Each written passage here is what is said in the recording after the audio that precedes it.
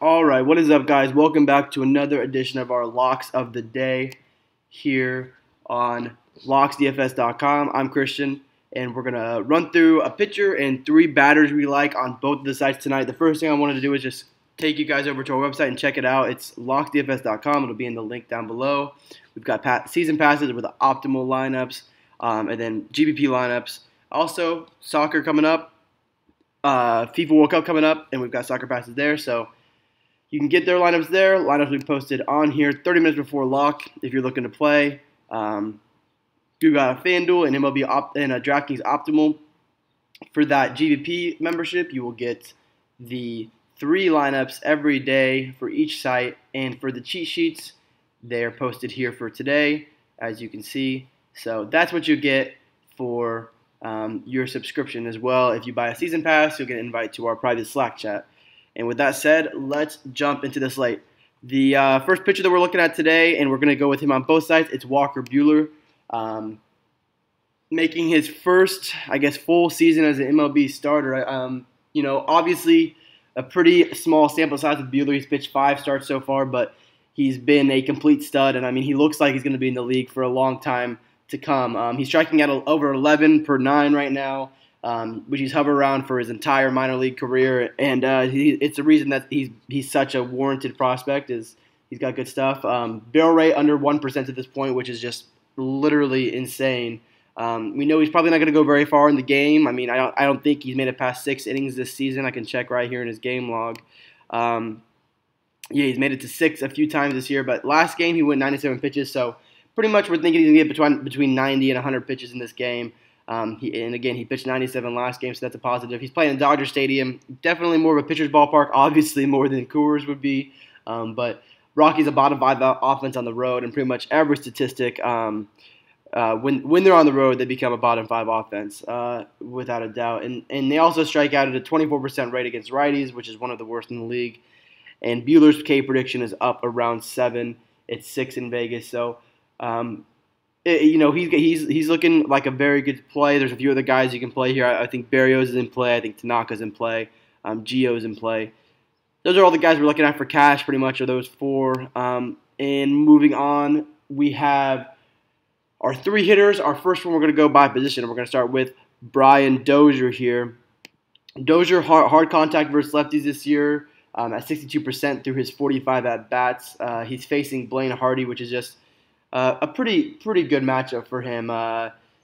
Again, to add some more stats to Dozier, he's 438 WOBA and 293 ISO versus left-handed pitchers over his last year of games in career. ISO 249 and 137 WRC plus. So Dozier can hit the lefties, and there's not many there. Hardy's probably the worst pitcher on this slate, quite possibly, and especially worse versus righties. He's a left-handed pitcher. Hardy, a fly ball pitcher who generates, a lot of hard contact to both hands, a 5.5 xFIP to both hands as well since last year. So again, the Twins are a great place to target. I think their run totals up around 5.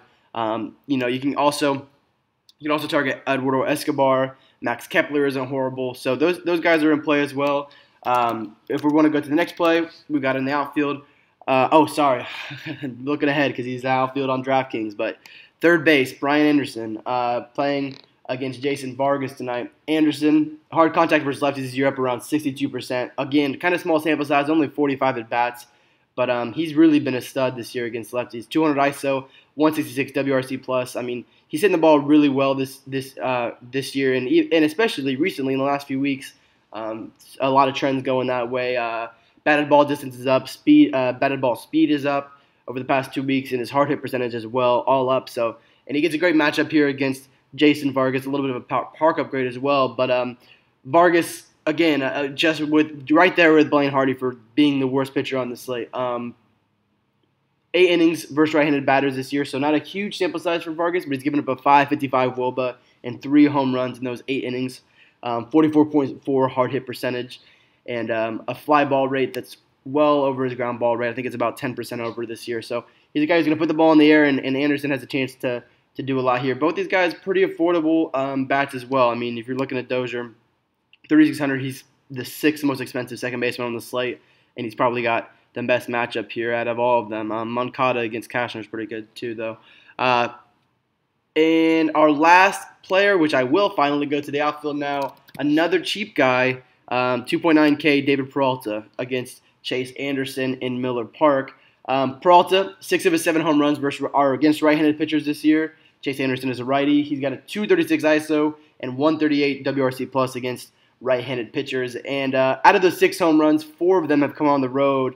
And I think that's really just a product of him playing in Chase Field with the humidor. And I mentioned that 4 of them have come on the road. I guess he's also had less plate appearances on the road than he has at home this year.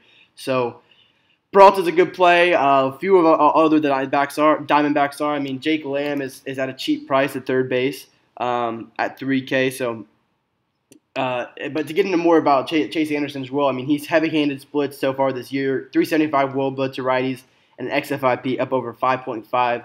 So a great place to target. Pretty much if you see an XFIP over 5, it's a place that we're going to be looking at because it means that they're giving up a lot of fly balls, a lot of power, really. And again, Anderson's just a fly ball pitcher who doesn't generate soft contact, especially versus righties this season. Only 15% soft contact to righties. So also significantly worse when he's in Miller Park. Miller Park is one of the best hitters parks around. So Peralta's in a good spot here, and he's got a really big park upgrade. We really like him. Really on both sides. With that, let's move over to DraftKings. Same guy we're going with here, which I won't run through him again. Walker Buehler, really just his strikeouts. And playing against the Colorado offense that's not good on the road. Really, they're just someone who you want to play when they're at Miller, when they're out of when they're not playing in Denver. First player on the slate, let me make sure I'm at the right position here, is going to be Manny Machado. Machado, I mean, he's in the race for MVP right now, even though he's on a horrible squad. He faces Hector Santiago today, a left-handed pitcher, giving up a 5.57 XFIP to righties and a 60% fly ball rate. His hard contact career to righties is over 33%, and you know he's one of the few White Sox gas cans on this team. I mean, they're just not. Their pitching staff is pretty rough. Machado, his ISO jumps about 40 points when he's facing a lefty. I mean, obviously he's good against both hands, but Machado gives a little bit more power when he's facing a lefty, and Santiago is that. Obviously Machado is a great player every day, but you know I would consider him a little bit of a bump when he's facing a lefty, just because he can add a little bit of power. Hard hit versus lefties this year is at 41%, fly ball at 60. So you know he's going to put the ball in the air and hopefully get it out of the yard. That is Machado. Oh, I just also wanted to mention that the Orioles team total has dropped. We saw it. That whole game has dropped a little bit, but it's still one of the highest on the slate. I think it's in the mid-4s, so not too worried about that. And again, Machado's got a great matchup. So, and then wanted to go another. It's funny that we ended up with 2 expensive guys on DK in the locks when we went so cheap on FanDuel. But here we've got Tommy Pham, who big fan of Tommy Pham today, facing Ian Kennedy, who is really not improved at all this year. Still giving up a ton of hard hit. St. Louis team total is super high because of it. I mean, they've got a bunch of righties who can hit righties. Ian Kennedy is of course a right-handed pitcher. St. Louis, I think, is the 3rd highest team total on the slate behind the Yankees and the Twins. And there's a ton to like in this matchup. I mean, Pham obviously is not only power, but he's got a 216 ISO and a 41% hard hit rate versus righties this year. So he's in a really good spot. Kennedy is a fly ball pitcher, 39% to righties, 39% fly ball to righties, and Pham's home run per fly ball rate this year is 25%. So, you know, Pham gets 3 at bats versus Kennedy, and we're looking at a pretty good chance percentage-wise to hit a home run. I mean, against Ian Kennedy. I mean, dude's not good. Kennedy giving up a 42% hard hit rate to righties. Home run per 9 versus righties is over 2. I mean, this is just a great spot to target the righties for St. Louis, which is why probably our favorite first baseman, if you got a glance at those cheat sheets, is Jose Martinez for St. Louis. Really not a lock for me, but I decided to plug him in. I wanted to mention also a shortstop with this Machado pick. I forgot to. I think Didi Gregorius at a really good price today. He's a discounted at 3.9K. That's a really good. I mean, he was up. I mean, a few weeks ago before he went on the slump, he was up at, 5,000 there.